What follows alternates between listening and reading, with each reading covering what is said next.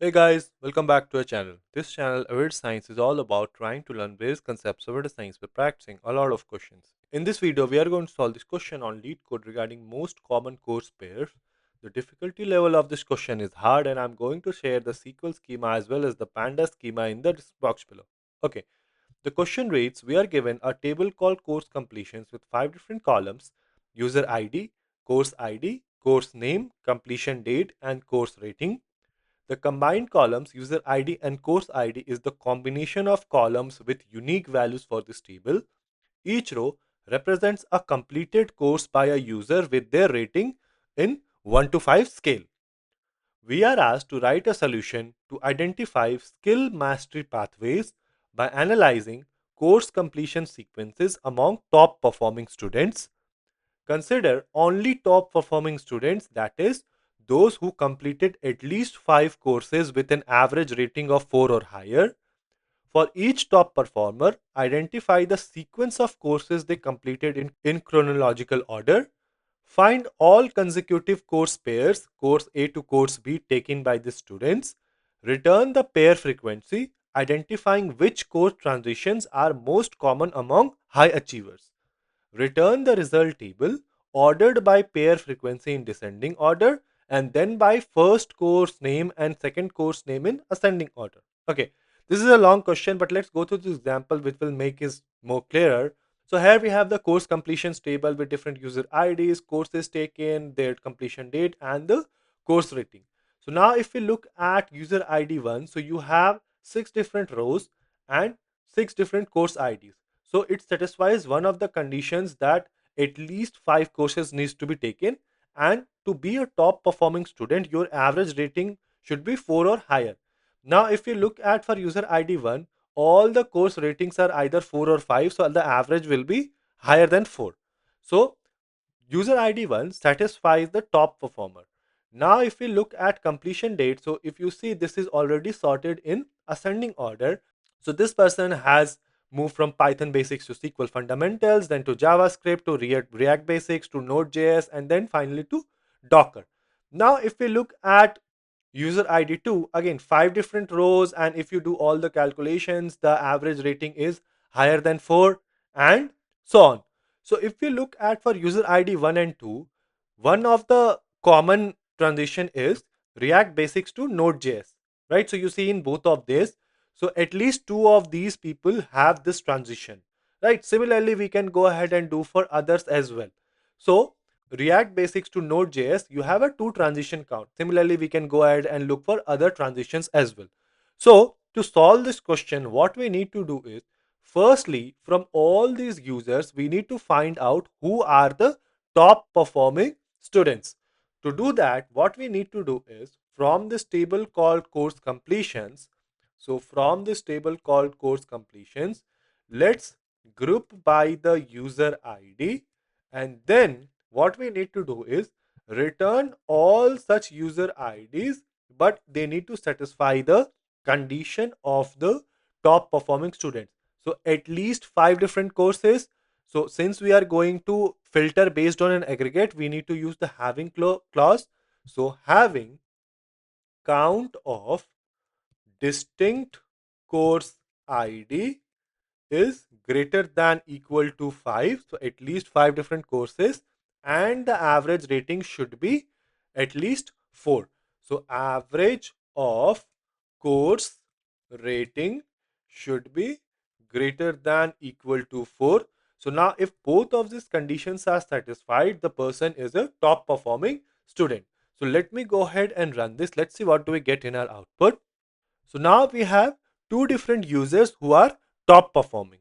Now what we need is, we can filter this course completions table to only keep such users who are top performers, because that is what we need to focus on. So let's save this entire thing in a common table expression.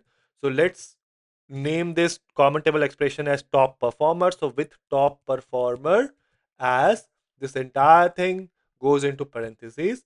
And now what we are going to do is, from this table called course completion, let us keep only those rows where user ID is in this top performer. So return me the user ID from the top performer common table expression that we just created, right? So if I do select star for this, it is only going to keep rows from the top performers. So now if you look at our output, what we have is we only have user ID 1 and 2 rows.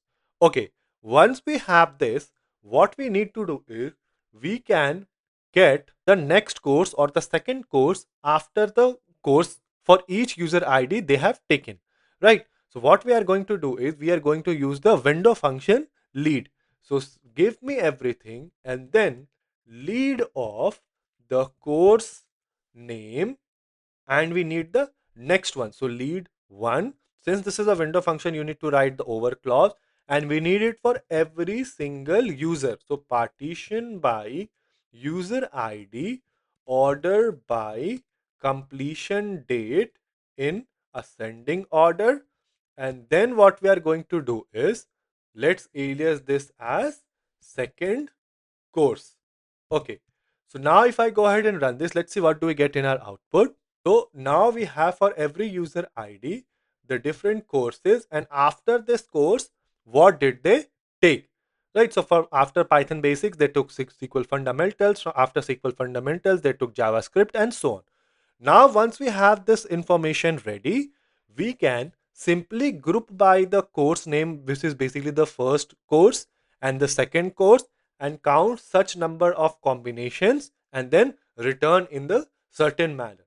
So what we are going to do is let's save this in another common table expression. Let's say this as course info, as this entire thing goes into parentheses, and then from this course info that we just created, what we are going to do is group by the course name,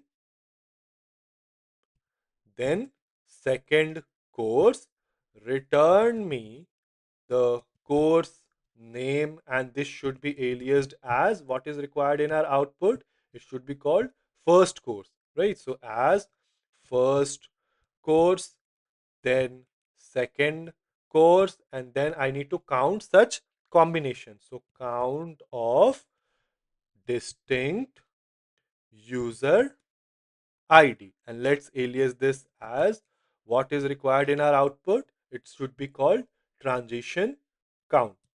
Okay, now one thing we need to make sure here is that we need to make sure that our second course name is not null. Why? Because if you look at this person, right, so Docker was the last course that they studied, and after this there was nothing. So the second course will be null in this case. So we don't want a combination where you have first course as something and then second course as null, right? So we need to filter that out. So from this course info, where your second course is not null. Okay, it's not complete yet, but let me go ahead and run this. Let's see what do we get in our output. So now if you look at this, what we have is we have first course, second course, and transition count. Now this should be ordered in a certain manner. That is, if we look at our question, it should be ordered by pair frequency in descending order.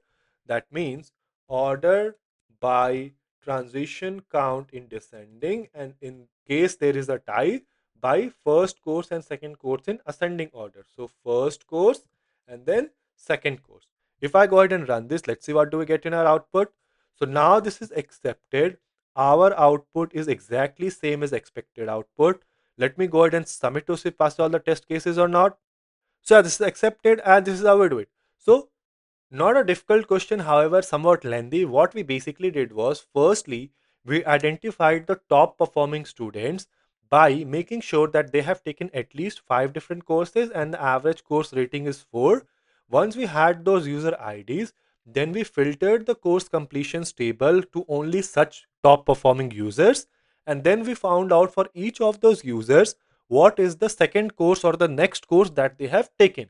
Once we had that course information stored in a common table expression called course info, then we simply did that wherever your second course is not null, so that we don't have a null combination, group by the first course and second course and count those number of transition and order by whatever is required in our output. So yeah, this is how we do it. Let me know if there's a better, more efficient solve this question. Let the solution be in the comment section below, and I'll see you guys in the next video.